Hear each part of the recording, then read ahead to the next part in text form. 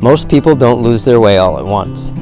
It happens in the fog, when the pack gets heavy, the plan falls apart, or the terrain shifts under your boots.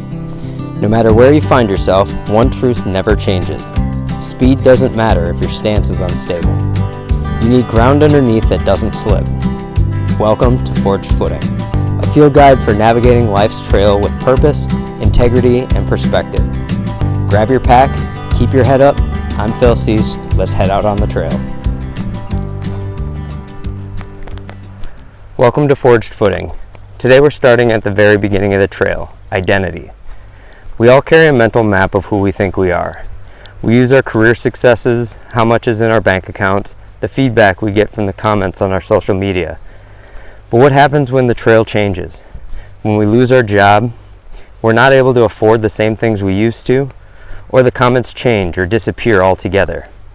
We often find ourselves lost, realizing the map we've been following is completely wrong.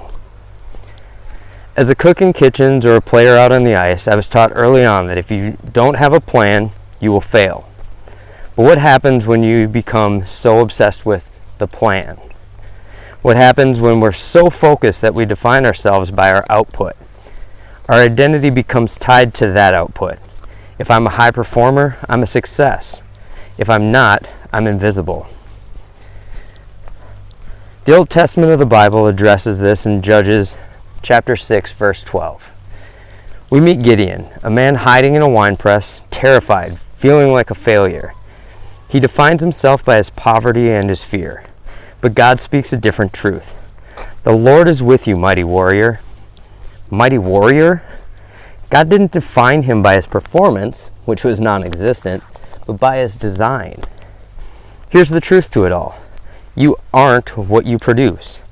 You are a human being, not a human doing.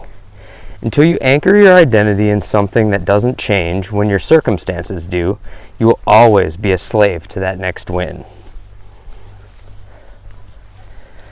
So how do we find our way to that truth, being versus doing?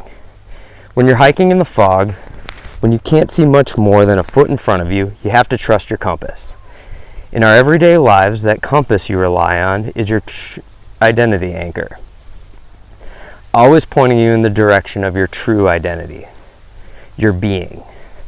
In Psalm 139, verse 13, the psalmist writes, "For you created my inmost being, you knit me together in my mother's womb." In reading this, it asserts that your value is established at your creation, not earned by your actions, successes, or shortcomings. Take, for example, a guy named James. James's entire personality was being the VP of sales for a giant company. He threw parties, took his family on amazing trips, made sure his kids had the latest and greatest of everything. He was the great neighbor. He was the perfect husband and family man. He was dad of the year. But when he was downsized, he didn't just lose his job. He lost everything. He was a ship with no ballast, tipping over every time the wind changed. That neighborhood party? Can't afford it anymore. I guess I'm not a good neighbor. Those amazing trips? Sorry, we need to stay home. Dad, can we go? Can we get? Not dad of the year anymore.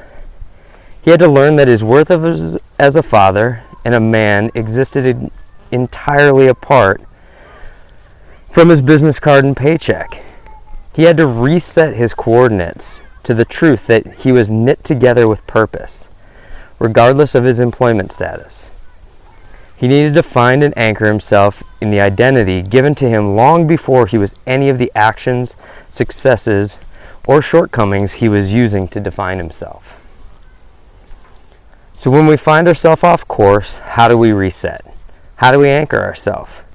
We step out of the noise. We check our compass and we find where we are being pointed, away from external validation and towards internal alignment. We see this exact pattern modeled in Mark 1, verse 35. Even when his popularity was peaking and the crowds were demanding more output, Jesus pulled back. He got up while it was still dark, stepped away from the noise, and withdrew to a solitary place to pray. He He actively refused to let the crowd's expectations dictate his identity or his mission. If you don't intentionally step away off the high-speed trail to check your compass in the quiet, the world will happily map out a life of burnout for you. Stillness isn't passive. It's where you clear out all the distractions, the noise, so you can align your stride with our God who lays the path to your true purpose. So your identity has started to slip because your life circumstances have changed. You'll need a way to reset your coordinates. Here are 4 things you can keep in your pack to keep your identity anchored where it belongs. First, anchor the origin. Second, execute the trail pause. Third, isolate the perimeter. And 4, shift to the audience of 1. When we're anchoring our origin, we're reminded of Psalm 139:13. For you created my inmost being, you knit me together in my mother's womb. This verse proves that you are the masterwork of our God, crafted with care before you ever picked up a job title or reputation. Most of us mistake the tools we're handed, our status, our strength, our position, for who we are. When a tool breaks, we feel destroyed. But a true craftsman knows the tool is just an instrument. You are the builder. Your job title was just the hammer in your hand. If he swaps your tools tomorrow, you haven't lost your worth. You're just working on a different part of the project. So look at every day with an open hands dedication. Keep this prayer in your pocket. Every morning, look at the key roles you're relying on today. Mentally place them in your open hands and pray, Lord, you made me who I am. These roles are just the tools you've put in my hands today. I'll use them to build something good for you, but my worth stays in who made me, not what I'm holding. Our second tool is executing the trail pause. Getting into that being versus doing. We look at Psalm 46:10, be still and know that I am God. The Hebrew word for be still, rapah, means to let go. We are addicted to doing to gain control. The practice is spiritual resistance. By choosing to exist without producing, you declare that your worth is not tied to your output. You stop being a human doing and return to being a human being. Every day I encourage you to do this 5-minute observe protocol. When you wake up, take a moment every day in your space. Leave the phone on silent. Do not disturb. Don't jump into any tasks. Spend the first 5 minutes wherever you are doing nothing. Name 3 things you hear, 2 things you see, and 1 thing you feel. This forces your brain out of output mode and into presence mode, creating the silence necessary to hear God's direction for your path. Isolating the perimeter and changing our internal narrative. Romans 12:2 reminds us, do not conform to the patterns of this world, but be transformed by the renewing of your mind. The pattern of this world is conditional worth. If I perform well, I am good. The renewal is unconditional worth. I am good because I'm created. You must isolate the event so it cannot infect your identity. You are the observer of the problem, not the problem itself.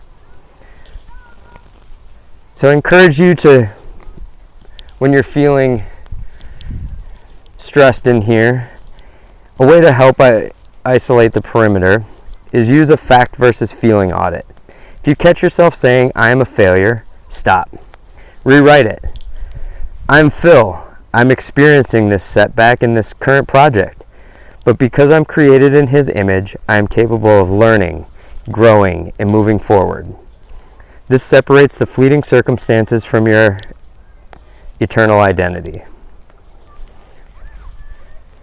Lastly, shift yourself to the audience of 1. Where is your baseline virtue? Colossians 3:23, whatever you do, work at it with all your heart, as if working for the Lord, not for human masters.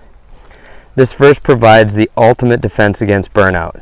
When your boss is God, you never have a bad day regarding your integrity because you are performing for an audience of one. This removes the power of external validation. If people praise you, it's a bonus.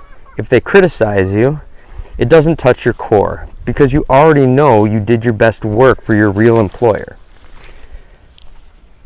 I encourage you every day to work for one little secret covenant. Pick one task each day that no one will notice. Cleaning the bathroom sinks, wipe down your kitchen counters, or pick up trash along your favorite walking trail. Perform it as a direct assignment from the Creator. When you finish, whisper, "That was for you."